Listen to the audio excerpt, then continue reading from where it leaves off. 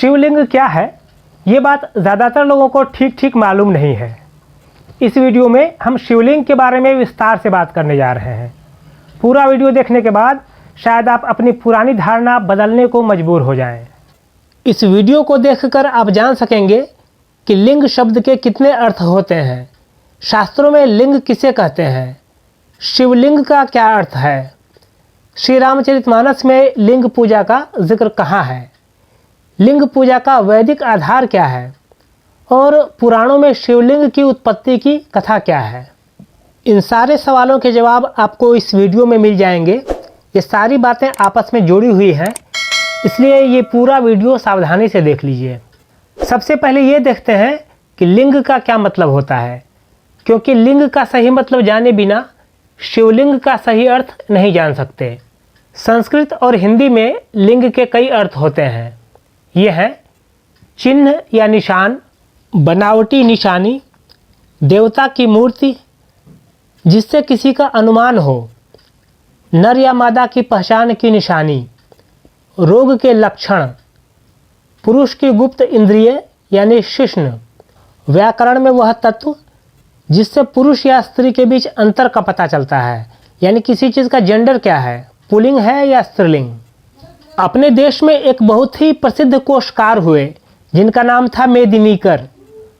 उन्होंने मेदिनी कोश में लिंग शब्द का क्या क्या अर्थ बताया है, ये जानना ज़रूरी है। उन्होंने लिखा है, लिंग चिन्हे नुमाने च सांख्योक्ता प्रकृतावपि शिव मूर्ति विशेषे च मेहनेपि नपुंसकम। वे लिखते हैं कि लिंग शब्द का प्रयोग इन अर्थों में होता है: चिन्ह, अनुमान, सांख्य की प्रकृति, शिव की एक तरह की मूर्ति, शिश्न या नरलिंग। ये भी बताया है कि लिंग शब्द नपुंसक लिंग है। यहाँ आप देख सकते हैं कि लिंग शब्द का इस्तेमाल नरलिंग के अर्थ में भी होता है, लेकिन गौर करने वाली बात है कि मेदिनीकर ने इस अर्थ को सबसे नीचे जगह दी है, मतलब ज़्यादा प्रयोग चिन्ह या प्रतीक के रूप में होता है। इसका सीमित प्रयोग नरलिंग के रूप में भी होता है। हालांकि बाद के दौर में लिंग के ऊपर बताए गए अर्थ का प्रयोग कम होता चला गया, साथ ही जिस अर्थ का प्रयोग एकदम कम था उसका ही प्रयोग बाद में बहुत ज़्यादा बढ़ता चला गया। अब ये देखते हैं कि शास्त्रों की भाषा में लिंग क्या है। संसार की सर्वोच्च सत्ता जिसका कोई निश्चित रूप नहीं है, उसका प्रतीक चिन्ह ही लिंग है। इसी प्रतीक के जरिए उस परम सत्ता का ध्यान किया जाता है जिसे ब्रह्म कहते हैं। यह निश्चल यानी कि स्थिर और दृढ़ ज्ञान स्कंद का प्रतीक है। लिंग ज्योति और परम ज्ञान का प्रतीक है, इसलिए इसे ज्योतिर्लिंग भी कहते हैं।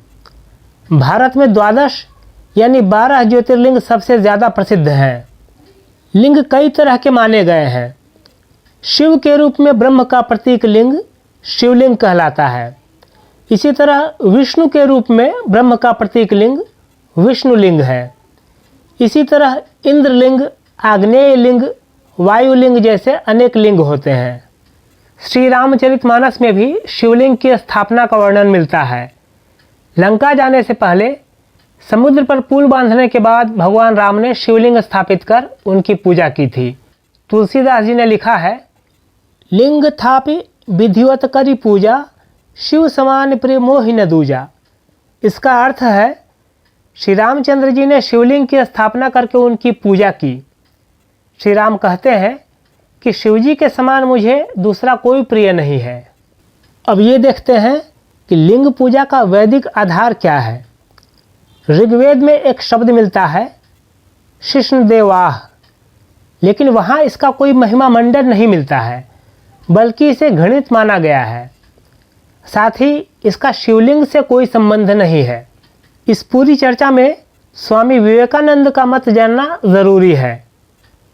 पेरिस में एक सभा हुई थी जिसमें अलग अलग धर्मों के इतिहास को लेकर चर्चा की जा रही थी। उसमें स्वामी विवेकानंद ने कहा था कि शिवलिंग की पूजा का मूल स्रोत अथर्ववेद संहिता के यूप स्तंभ का प्रसिद्ध सूक्त है। इसमें अनादि अनंत स्तंभ या स्कंभ का वर्णन है। यह स्कंभ ही ब्रह्म है, ऐसा प्रतिपादित हुआ है।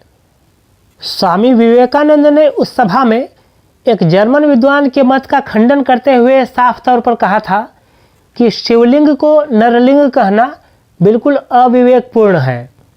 वेदांत दर्शन में ऐसे कई सूत्र हैं जहां लिंग का प्रयोग इन दो अर्थों में हुआ है, संकेत के तौर पर और निर्गुण ब्रह्म के अर्थ में।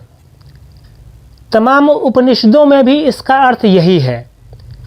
संस्कृत के कुछ श्लोकों के हिंदी अर्थ देखिए।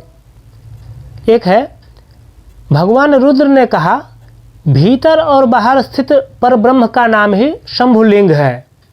लिंग ब्रह्म है, यह ओंकार और सत्य है। महान आचार्य अभिनव गुप्त अपने प्रसिद्ध ग्रंथ तंत्रालोक में लिखते हैं, विद्वान कहते हैं कि लिंग शब्द से सृष्टि और संहार के कारण का ज्ञान होता है। और पुराणों में क्या कहा गया है? लिंग पुराण में कहा गया है, प्रलय काल में सारी सृष्टि जिसमें लीन हो जाती है और फिर सृष्टि काल में जिससे सृष्टि होती है उसे ही लिंग कहते हैं। पुराणों में एक कथा मिलती है कि एक बार ब्रह्मा और विष्णु के बीच विवाद हो गया कि दोनों में श्रेष्ठ कौन है। जब विवाद ज़्यादा बढ़ने लगा तो उसी समय एक सुंदर अग्नि स्तंभ प्रकट हुआ। इसे देखकर दोनों ने तय किया कि इस अग्नि स्तंभ के बारे में पता लगाया जाए। ब्रह्मा तेजी से इस स्तंभ के ऊपर की ओर गए और विष्णु नीचे की ओर, लेकिन ये दोनों उस स्तंभ के ओर छोर का कुछ पता नहीं लगा सके। इस तरह दोनों का अभिमान समाप्त हो गया। तब भगवान शिव ने प्रकट होकर उन्हें अपने रूप का दर्शन कराया। इस कथा में यह स्तंभ ब्रह्म या शिव का प्रतीक है। दरअसल मनुष्य की रीढ़ के भीतर मूलाधार से लेकर सहस्रार तक 7 चक्रों वाला एक शक्ति स्तंभ है। इसे ही ज्योति स्तंभ कहते हैं।